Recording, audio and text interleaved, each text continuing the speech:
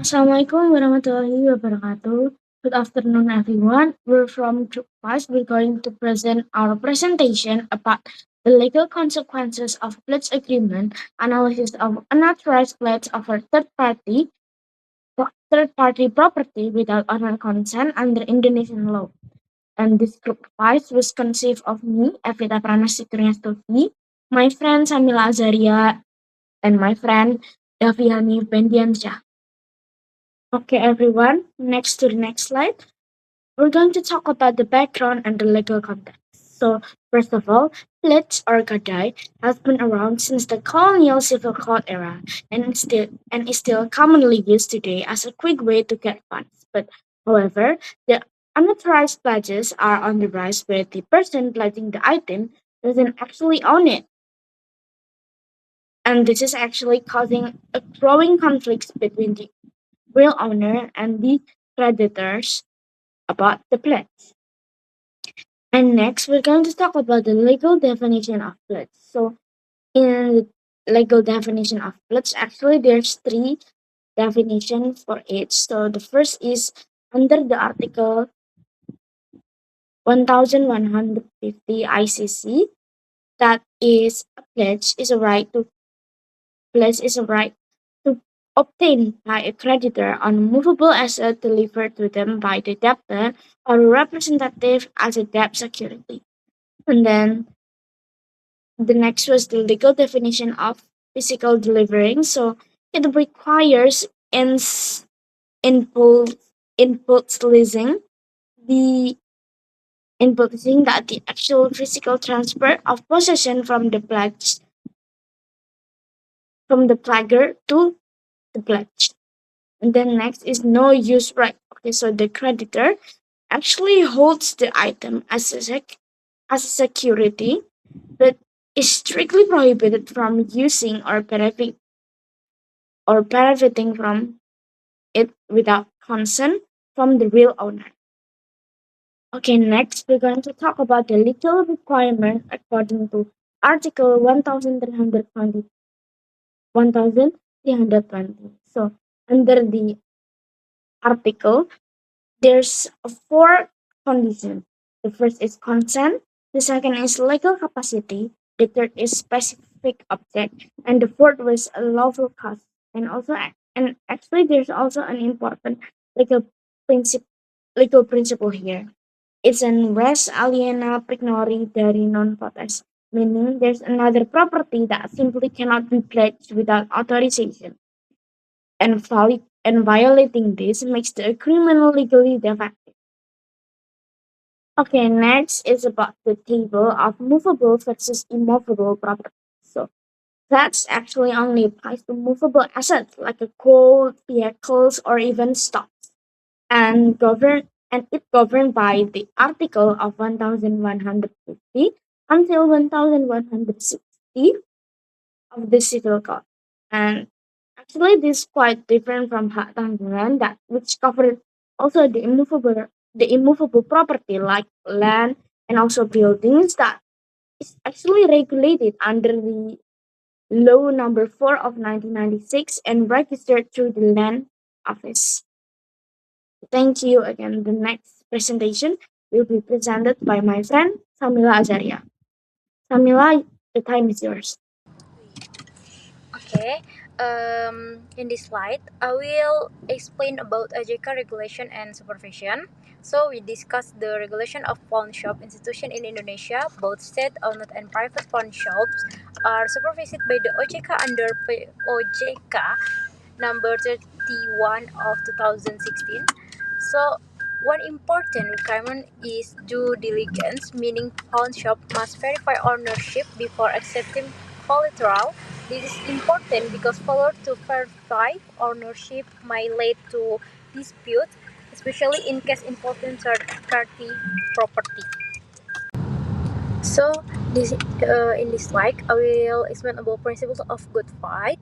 The principle of good fight under Article 1338, paragraph 3 of the Civil Code, which states that agreements must be carried out in good fight.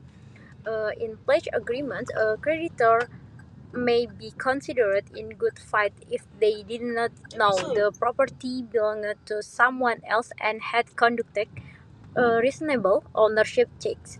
However, if suspicious things are ignored, the creditor may lose legal protection.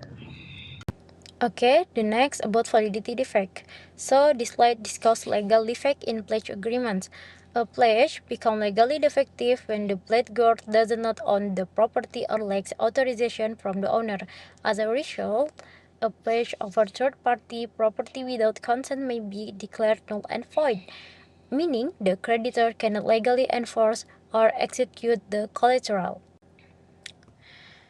The next slide, rights of the original owner. Even if the property has been pledged without permission, ownership right remain with the original owner. The owner has the right to reclaim the property, seek compensation for losses, and challenge the validity of the pledge agreement before a court. This is based on the principle that ownership right remain attached to the property. The next slide, about position of the pledged creditor. So the legal position of the creditor depends on whether they acted in good faith. If the creditor honestly accepted the collateral and conducted proper verification, legal protection may be considered. However, if the creditor know or should have known about the ownership defect, they may lose legal protection and be considered involved in the unlawful act. So, the next slide will be explained with Daffy Hanif. Thank you. Okay, it's my turn now. Bismillahirrahmanirrahim. Moving to the slide 11, it's civil law consequence. As we can see on the slide, the primary consequence is the restoration of legal status. This means the laws attempts to return the situation to its original condition before the unauthorized pledge occurred. Because the property was pledged without the owner's consent, the pledge agreement can be considered invalid or non-existent from the beginning. So there are three key remedies shown on this slide. First, we can see the annulment of the security agreement. Second, the return of the collateral to the rightful owner. And the last one is the pledger liability to provide compensation for any losses caused by the unauthorized pledge. Next, slide 12, we're moving to criminal and administrative liability. Besides civil consequence, there may also be criminal and administrative liability. Looking at the criminal path, unauthorized pledging can lead to allegation of fraud, embezzlement, or forgery, depending on the circumstance of the case. On the administrative side, institutions that fail to properly verify ownership may face sanction from OJK, the Financial Service Authority. The sanction can include written reprimands, operational suspension, or even license revocation. Therefore, liability may not only affect the pledger but also institutions that act negligently. Okay, next. We're moving slide 13, balancing legal interests. This slide shows how the law balances different legal interests. The large portion, 65%, is given to the original power because ownership rights receive the strongest legal protection. The second interest is the good faith creditors, shown as 25%. This refers to a creditor who accepts the collateral without knowing that it belongs to someone else. Finally, 10% represent to the public interest and legal certainty, which are important for maintaining trust in legal financial transaction. So, the main idea of this slide is that Indonesian law prioritizes the owner's rights while still considering fairness for innocent third parties. Moving to slide 14. Conclusion.